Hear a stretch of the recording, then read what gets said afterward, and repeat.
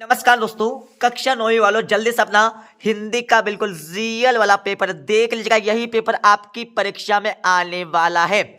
आपको इस पेपर का संपूर्ण उत्तर इसी वीडियो में मिलने वाला है।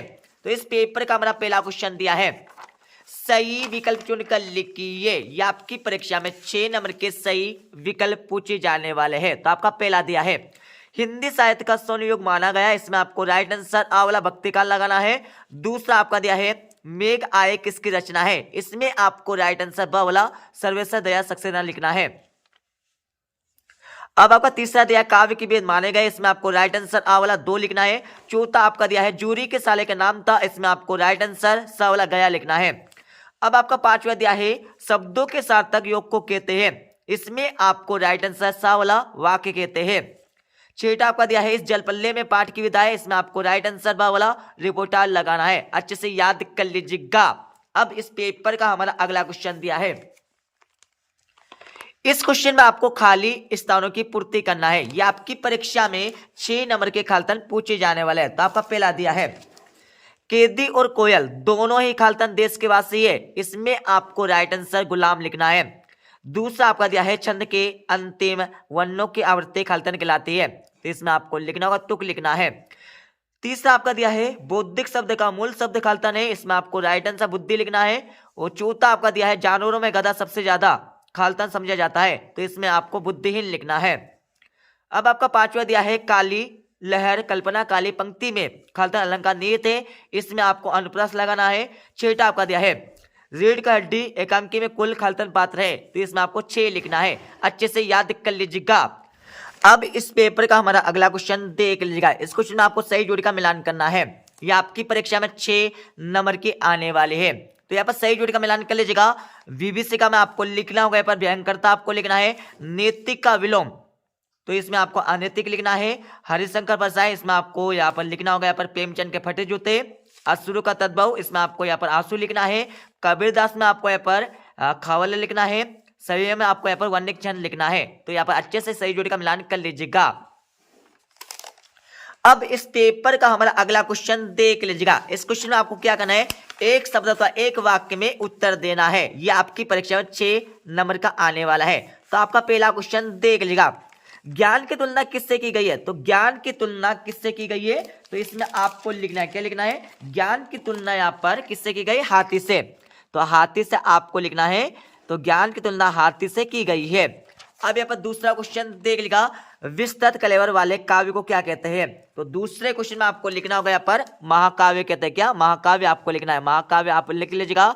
उसके बाद आपका तीसरा क्वेश्चन दिया है, हिंदी का उपन्यास सम्राट किसे कहा जाता है। तो हिंदी का उपन्यास सम्राट किसे कहा जाता है, तो इसमें आपको लिखना होगा यहाँ पर मुंशी प्रेमचंद। क्या लिखना, मुंशी प्रेमचंद। आपको यहाँ पर तीसरे क्वेश्चन का उत्तर लिखना है।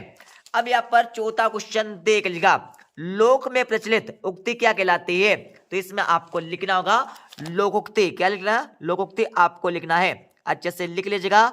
उसके बाद आपका अगला क्वेश्चन देख लीजिएगा। पांचवा आपका दिया है, रीढ़ की हड्डी एकांकी किस समस्या पर आधारित है। तो इसमें आपको लिखना होगा एक सामाजिक समस्या। क्या लिखना है, एक सामाजिक समस्या आपको लिखना है। अच्छे से लिख लीजिएगा, ठीक है। उसके बाद आपका यहाँ पर छठा देख लीजिएगा, रेणु के प्रसिद्ध आंचलिक उपन्यास का नाम है। तो इसमें आपको लिखना होगा मेला आंचल। क्या लिखना है, मेला आंचल आपको लिखना है। अच्छे से लिख लीजिएगा और याद कर लीजिएगा। अब इस पेपर का हमारा अगला क्वेश्चन दिया है। इस क्वेश्चन में आपको क्या करना है, सत्य एवं असत्य बताना है। यह आपकी परीक्षा में 6 नंबर के सत्य असत्य पूछे जाने वाले हैं। तो आपका पहला देख लीजिएगा। पहला आपका दिया है, माखनलाल चतुर्वेदी की रचना साहित्य देवता है। तो बिल्कुल है, पहला हो जाएगा आपका यहाँ पर कैसे हो जाएगा, सत्य हो जाएगा, ठीक है।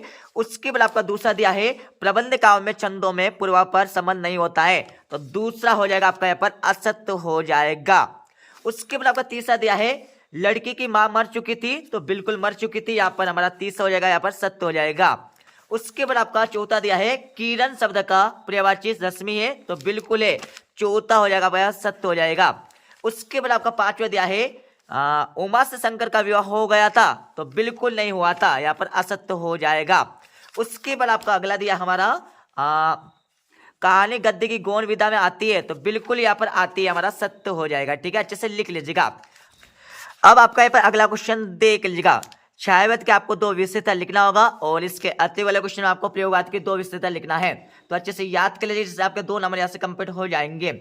अब आपका 7वां क्वेश्चन देगा। सुमित्रानंद पंत अथवा माखनलाल चतुर्वेदी के बाबुल सुंदर की आपको 2 विशेषता लिखना होगा। तो इन सभी का आंसर आपको बता देंगे इस वीडियो के लास्ट में। 8वां क्वेश्चन आपका दिया है, लता ने बादल रूपी मेहमान को किस तरह देखा और क्यों, इसके बारे में आपको लिखना होगा परीक्षा में। 8वां क्वेश्चन आपका दिया है, मान सरोवर से कवि कबीरदास का क्या आशय है, इसके बारे में आपको लिखना है परीक्षा में। तो अच्छे से याद कर लीजिएगा। इनको याद करने के बाद इस पेपर का हमारा अगला क्वेश्चन देख लीजिएगा। यहाँ पर क्या दिया है, हथकड़ियों को गहना क्यों कहा गया है। 8वां क्वेश्चन आपका दिया है, कवित्री का घर जाने की चाहत से क्या तात्पर्य है, इसके बारे में आपको लिखना होगा परीक्षा में। 10वां प्रश्न आपका दिया है, यमक अलंकार की परिभाषा उदाहरण से आपको लिखना होगा। अति वाले क्वेश्चन में आपको क्या करना है, उत्प्रेक्षा अलंकार की आपको परिभाषा उदाहरण से लिखना है। अब यहाँ पर 11वां प्रश्न देख लीजिएगा। महाकाव्य और खंड काव्य में आपको अंतर लिखना होगा और इसके अति वाले क्वेश्चन में आपको प्रबंध काव्य और मुक्तक काव्य में आपको 2 अंतर लिखना है।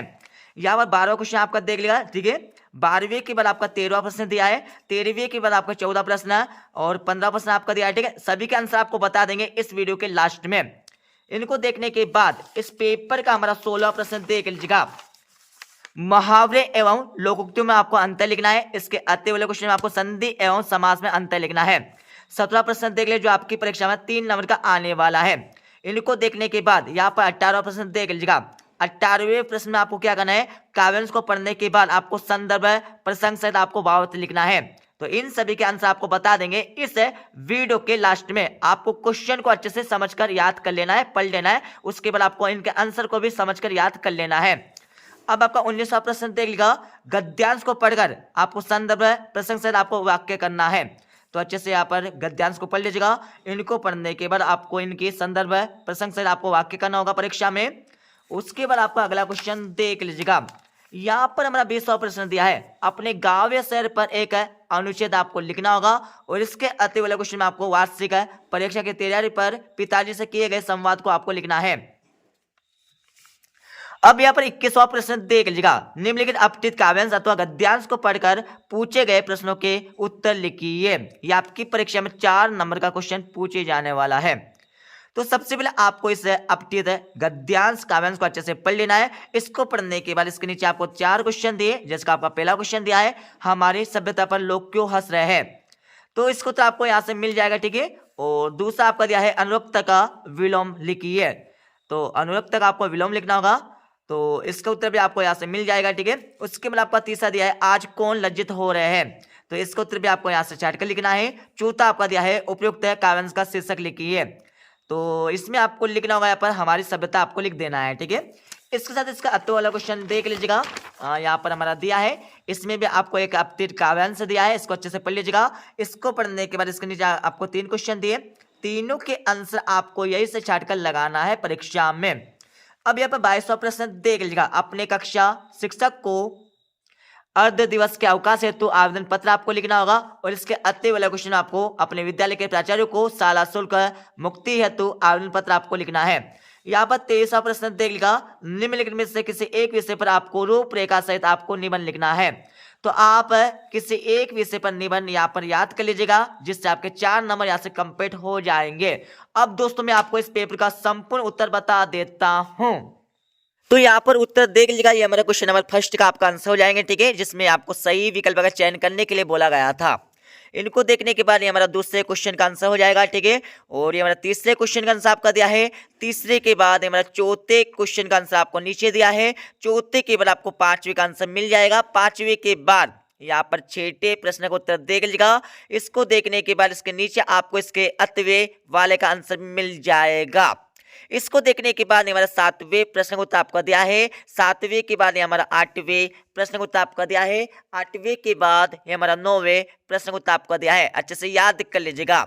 9वें के बाद हमारा 10वें प्रश्न का उत्तर आपका दिया है। 10वें के बाद आगे हम चलेंगे तो यहाँ पर 11वें प्रश्न का उत्तर आपका दिया है। अच्छे से याद कर लीजिएगा।